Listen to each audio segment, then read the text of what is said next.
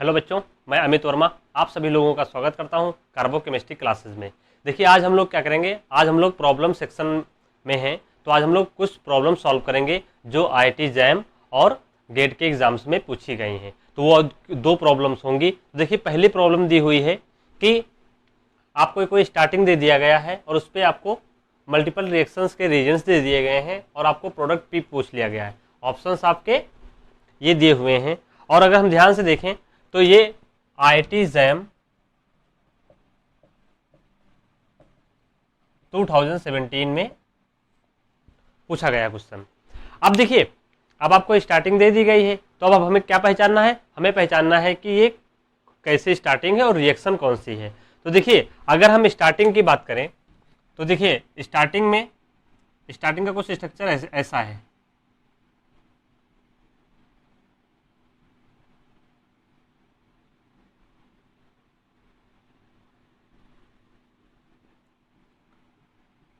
ये कुछ दिया हुआ है। देखिए अगर कीटोन है, ये कीटोन है, ये अल्फा पोजीशन, और देखिए अल्फा पे क्या लगा है, हेलो, और इधर भी क्या है, अल्फा हाइड्रोजन। तो देखिए यहाँ पे अल्फा हाइड्रोजन, यहाँ पे क्या, अल्फा पे क्या लगा हुआ है, हेलो। तो देखिए अल्फा हेलो कीटोन को जब हम कभी भी बेस की प्रेजेंस में ट्रीट करते हैं तो it is an example of Favorskii reaction. किसका एग्जांपल होता है, फेरोस्की रिएक्शन का। तो ये एक फेरोस्की रिएक्शन का एग्जांपल दिया हुआ था। तो आइए हम इसको सॉल्व कैसे करते हैं। तो अगर आपको फेरोस्की रिएक्शन याद हो, जब मैंने आपको कराया था, तो सबसे पहले बेस आता है। क्या आता है, कोई भी आपका बेस आएगा OMe माइनस, क्या करेगा, ये जो प्रोटॉन है यहाँ से क्या करेगा, इसको अपस्टेट करेगा H प्लस के रूप में, और यहाँ पे कुछ ऐसा बनेगा तो क्या निकल जाएगा, माइनस MeOH, और आपका एक इनोलेट आयन बन जाएगा।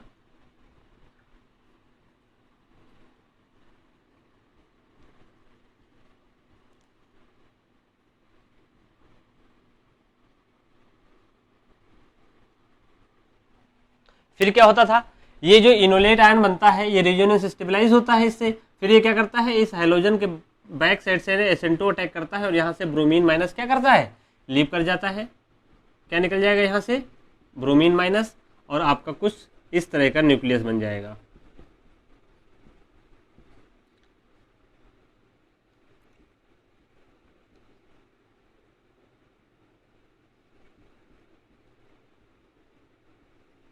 देखिए ये बन गया, ये क्या है, देखिए इंटरमीडिएट बन गया 1 2 3। तो ये इसमें एक साइक्लोप्रोपेनोन इंटरमीडिएट बनता है, साइक्लोप्रोपेनोन। फिर क्या होता है, अगर मैकेनिज्म आपको याद हो तो मैकेनिज्म में क्या होता है, OMe माइनस यहाँ पे एज ए न्यूक्लियोफाइल वर्क करता है। न्यूक्लियोफाइल किस सेंटर पर अटैक करेगा, यहाँ पे, और ऐसे ये डेल्टा पॉजिटिव सेंटर और ये डेल्टा नेगेटिव। फिर क्या होता है,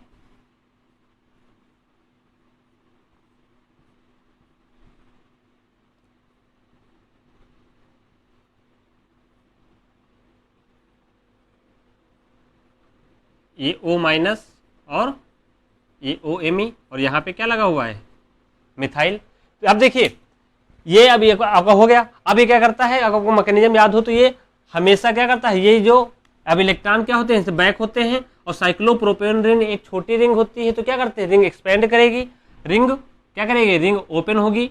और रिंग ओपन कैसे होगी, देखिए अब यहाँ पे रिंग ओपनिंग की साइड दो हैं, एक इधर से और इधर से। तो मान लीजिए आपका ये एक A बॉन्ड है और ये आपका B बॉन्ड है। तो यहाँ पे जब रिंग ओपनिंग होती है वो दो तरीके से होती है, मैंने आपको मैकेनिज्म में सब बताया है।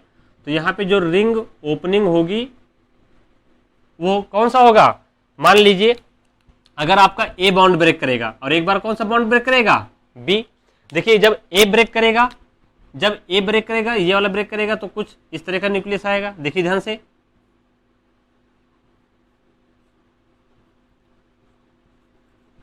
यहाँ पे मिथाइल, ये CH3, यहाँ पे देखिए ये बॉन्ड टूटेगा तो यहाँ पे क्या आ जाएगा, माइनस, और फिर ये CH2, इसके पास में क्या रहेगा, COMe। ठीक, अगर देखिए अगर आप B बॉन्ड टूटेगा, जब ये B बॉन्ड टूटेगा तो कैसा न्यूक्लियस बनेगा, ध्यान से देखिए, ये वाला बॉन्ड ब्रेक करेगा, ठीक, तो क्या होगा, ये CH3, यहाँ पे क्या आ जाएगा, CH2 माइनस और ये आपका COOMe। देखिए अब आपके पास दो इनायन बन गए, कौन सा, एक इनायन ये बन गया, एक इनायन ये बन गया। तो अब हम क्या करते हैं, फिर उसकी रिएक्शन में हम देखते हैं कि कौन सा इनायन आपका ज्यादा स्टेबल है, उसी के आधार पे हमारा क्या बनता है, प्रोडक्ट बनता है। इसको नोट डाउन कर लीजिए। कर लिया, मैं रब कर रहा हूं।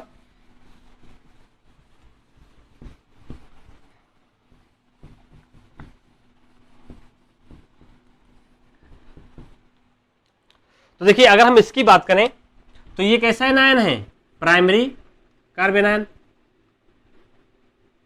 प्राइमरी समझ में आ रहा है आप लोगों को, ठीक। ये कैसा है, देखिए ये टर्सरी तो है लेकिन ये साथ में कैसा है आपका, बेंजाइलिक है, बेंजाइलिक कार्बेनायन है। क्योंकि कार्बेनायन कहां से लगा है, बेंजीन से, तो बेंजाइलिक कार्बेनायन की वजह से ये क्या होगा, रिजोनेंस स्टेबलाइज। क्या होगा, रिजोनेंस स्टेबलाइज। तो स्टेबिलिटी किसकी ज्यादा होगी, ये ज्यादा स्टेबल होगा और ये लेस स्टेबल होगा। ये क्या होगा, लेस स्टेबल, ये क्या होगा, मोर स्टेबल। तो देखिए अब ये मोर स्टेबल है तो इसके आधार पे प्रोडक्ट बनता है। फिर क्या आता है, H+ आता है। ये कहां से आता है, फ्रॉम एसिड कोई भी होगा, चाहे वो MeOH ले लीजिए आप, चाहे वो HCl ले लीजिए 10-5% HCl ले लीजिए, H+ आएगा और इसके ऊपर अटैक करेगा, कुछ ऐसा बनेगा।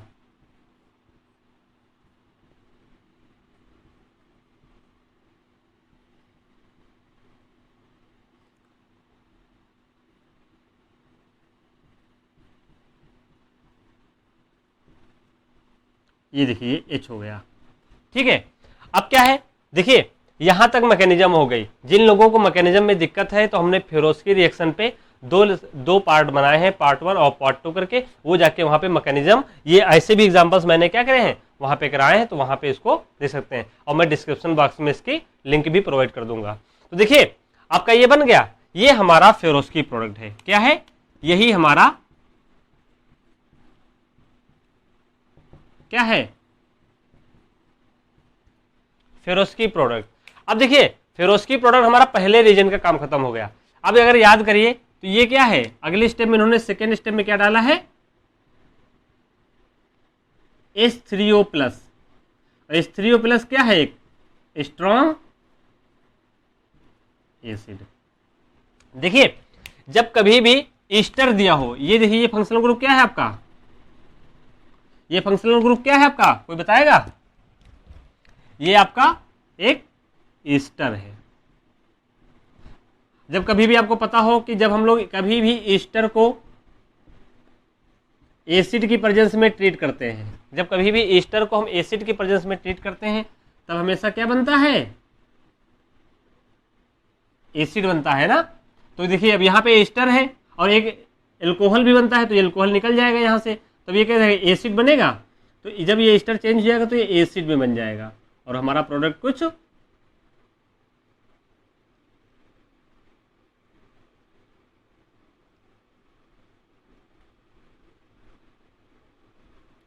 ये हमारा प्रोडक्ट सेकंड का है, तो जब रीजन हमने सेकंड यूज किया, समझ गए। तो आप इसको क्या करिए, साइड में आप लोग नोट डाउन कर लीजिएगा जो नए हैं, ठीक है, ये समझ गए। अब हमारे 2 रीजन का काम हो गया, अब हमारा तीसरा रीजन का काम देखना, आइए उसको भी देखते हैं।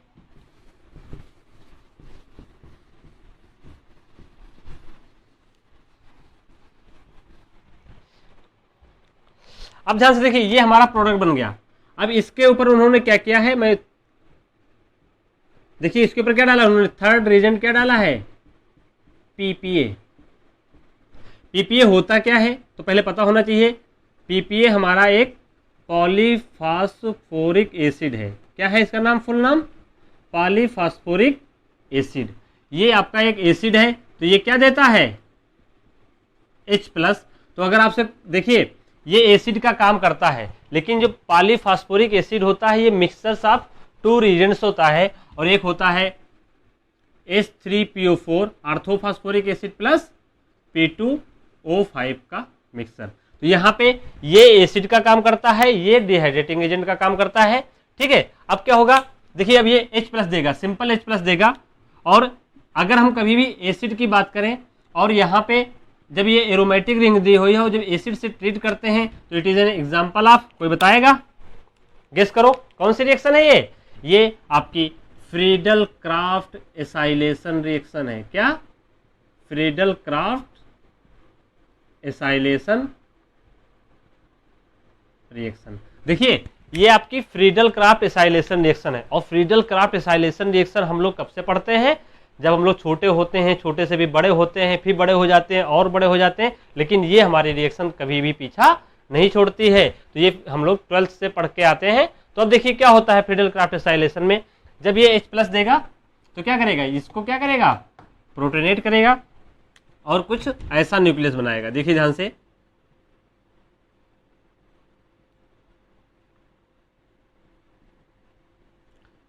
CH3H CH2 हमने थोड़ा ऐसे लिख लिया है, थोड़ा जैसे जब प्रोटोनेट होगा तो ये क्या बन जाएगा, OH2+ में मैंने डायरेक्ट कर दिया।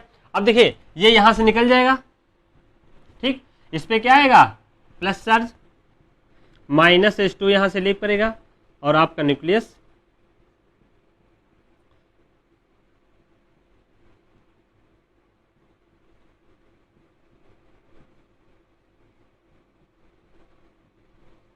ठीक। अब ये क्या बनता है इसमें, एसाइलियम आयन। क्या बनता है, एसाइलियम आयन। ये क्या होता है, रिजोनेंस स्टेबलाइज। तो ये किस फॉर्म में एग्जिस्ट करता है, इसका लोन पेयर ऑफ इलेक्ट्रॉन इस तरफ आएगा और अपना, जब आपको कभी फ्रीडल का पढ़ाओ तो याद हो, HCH2 CO+, ये एसाइलियम आयन, ठीक। अब ये बन गया, ये हमारा एक क्या बन गया, इसमें इंटरमीडिएट बन गया। अब आइए हम इसको रिएक्शन कराते हैं। तो देखिए मैं इसको रब कर रहा हूं यहां से, इतना समझ गए? चलिए मैंने पूरा रब कर दिया, स्टार्टिंग से कर देंगे। देखिए अब हमारा प्रोडक्ट ये बन गया,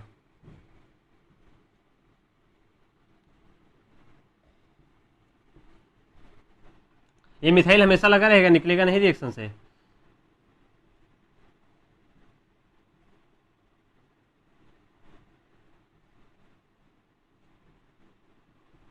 देखिए यही तो बना हमारा एसाइलियम आयन। अब क्या होता है, अब फ्रीडल क्राफ्ट रिएक्शन क्या होती है, किसी भी कोई भी इलेक्ट्रोफाइल जब कभी भी इलेक्ट्रॉन रिच सिस्टम पे अटैक करता है वो क्या होता है, फ्रीडल क्राफ्ट एसाइलेशन रिएक्शन। तो देखिए यहाँ पे बेंजीन क्या है आपकी, इलेक्ट्रॉन रिच, ये कैसा हो गया आपका इलेक्ट्रोफाइल, तो इस पे बस क्या हो जाएगा, ये अटैक कर जाती है Friedel Crafts acylation reaction. Aromatic compound पे ही पढ़ते हैं। तो फिर क्या होगा, देखिए अब आपका बनेगा यहां से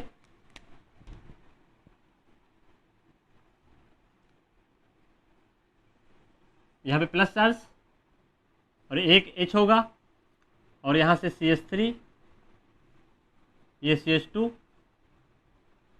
ये देखिए यहाँ से क्या हो जाएगा, ये बॉन्ड बन जाएगा और एक H भी हमारा यहाँ पे रहेगा। अब देखिए ये कंपाउंड क्या हो गया, कंपाउंड की एरोमेटिसिटी क्या हो गई, लास्ट हो गई। अब कंपाउंड यहाँ पे क्या हो गया, एरोमेटिसिटी लास्ट हो गई, तो ये क्या हो गया, अनस्टेबल। फिर कंपाउंड क्या होना चाहेगा, तुरंत अपने आप को एरोमेटाइज करना चाहेगा, यानी तुरंत स्टेबल होगा। कैसे स्टेबल होगा तो बताएगा कोई, बताओ। यहां पेच नहीं होगा, सॉरी, ठीक है। अब देखिए अब क्या होगा, फिर यहां से चुपचाप -H+ क्या करेगा, लीव कर जाएगा और हमारा मॉलिक्यूल कुछ ऐसा बन जाएगा। देखिए ये, और यहाँ पे हमारा मिथाइल, यहाँ पे हमारा मिथाइल और ये CH3, ये CH2 और ये CO। तो देखिए हम इसको ऐसे लिख सकते हैं, इक्विवेलेंट फॉर्म देखिए बिल्कुल ठीक। कितने मेंबर रिंग है, 5 मेंबर रिंग, और ये आपका CH3। तो मैच करिए, देखिए अब आपका प्रोडक्ट बन गया। अब आप मैच करिए, देखिए मिथाइल कहाँ है, पहली पोजीशन पे, मिथाइल क्या है, इधर से पहली 2 CH2 के पहली पोजीशन पे। तो देखिए ये वाला ऑप्शन नहीं होगा। क्यों? क्योंकि कीटोन देखिए कहाँ है, बेंजीन के पहले कीटोन से देखिए कीटोन कहाँ है, बेंजीन के बगल में, ये नहीं है। ठीक, ये देखिए ये भी हो सकता है, ये भी हो सकता है, और आपका ये भी नहीं है। अब देखिए इसमें मिथाइल कहाँ है, इस वाले बेंजीन से 2 रिंग के पास, तो करेक्ट ऑप्शन आपका कौन सा होगा, ये वाला। सोचिए आपका 1 मार्क्स का क्वेश्चन आया हुआ था IIT JAM 2017 में, आपको इतना करना था। बात समझ गए? फेरोस्की रिएक्शन, फिर हाइड्रोलिसिस, ईस्टर ऑफ हाइड्रोलिसिस, है ना, हाइड्रोलिसिस ऑफ ईस्टर सॉरी, और उसके बाद क्या आएगा, PPA। यहाँ पे फ्रीडल क्राफ्ट एसाइलेशन रिएक्शन हो रही है। बात समझ गए? नोट डाउन कर लीजिए। ओके, तो मूव करते हैं हम लोग नेक्स्ट एग्जाम्पल की तरफ। अब देखिए ये क्वेश्चन आपको दे दिया गया है, ये गेट का क्वेश्चन है, गेट 2004, गेट 2004 का क्वेश्चन है, और उन्होंने दे दिया, साफ साफ लिख के दे दिया है कि जो आपके प्रोडक्ट बन रहे हैं ABC, उसका रेशियो बताना है on the basis of Favorskii reaction. तो क्या करना है, आपको रेशियो बताना है कि कितने रेशियो में ये प्रोडक्ट बनेंगे और वो ऑप्शन कौन सा होगा। तो देखिए अब इसमें रेशियो पूछ लिया गया है, तब हमें क्या करना है, हमें मैकेनिज्म के थ्रू जाना है और फिर देखना है कि कौन सा हमारा कार्बन आयन कितना स्टेबल होगा, और उसी हिसाब से उसका रेशियो क्या होगा, डिटरमाइन होगा। तो आइए हम बात करते हैं फेरोस्की रिएक्शन की मैकेनिज्म की। तो अभी सब लोग सीख चुके हैं, तो वही जल्दी जल्दी करते हैं। आइए,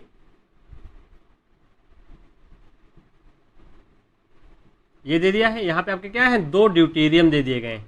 ड्यूटेरियम कंफ्यूज करने के लिए है लोगों के लिए, जो लोग थोड़ा डर रहे ना, ये हाइड्रोजन नहीं है, उसका आइसोटोप है बस। फिर क्या होगा, बेस है आपका, यहाँ पे बेस देखिए इस बार क्या है, NaOH ले लिया है, एक्वस NaOH, तो इस बार OH माइनस आएगा, यहाँ से क्या करता है, प्रोटॉन स्टेट करता है, सॉरी प्रोटॉन यहाँ पे ड्यूटेरियम स्टेट करेगा। ये कैसे है, एसिडिक। ठीक, ये स्टेट करेगा तो क्या बनाएगा, CO, यहाँ पे D, ये इनोलेट बन जाएगा, और यहाँ से ब्रोमीन। अभी देखिए लास्ट एग्जांपल में क्या करता है, इसको बैक अटैक करता है और यहाँ से ब्रोमीन माइनस लीव कर जाता है, और आपका मॉलिक्यूल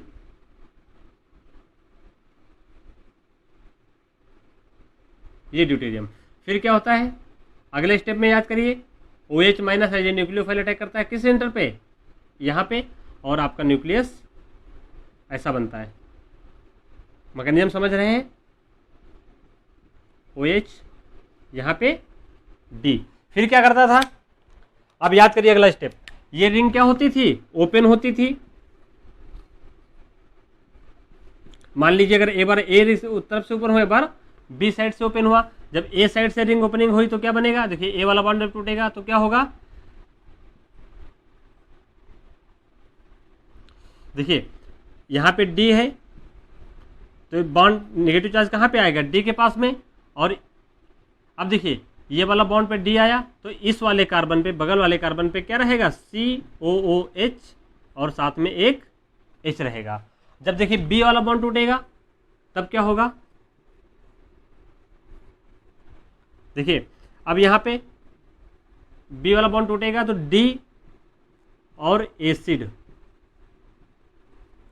एक पे रहेंगे, और नेगेटिव चार्ज आपका कहाँ पे रहेगा, यहाँ पे। ठीक है, अब ध्यान से देखिए, अब आपका क्या है, अब यहीं पे बस कार्बन आयन की स्टेबिलिटी देख लीजिए, उसी हिसाब से आपका रेशियो आ जाएगा। तो देखिए ये कार्बन आयन कैसा है, ये कार्बन आयन 1 2, ये भी 2 डिग्री, ये भी देखिए 1 2। ठीक, तो देखिए इन दोनों कार्बन आयन की स्टेबिलिटी क्या है, सेम है।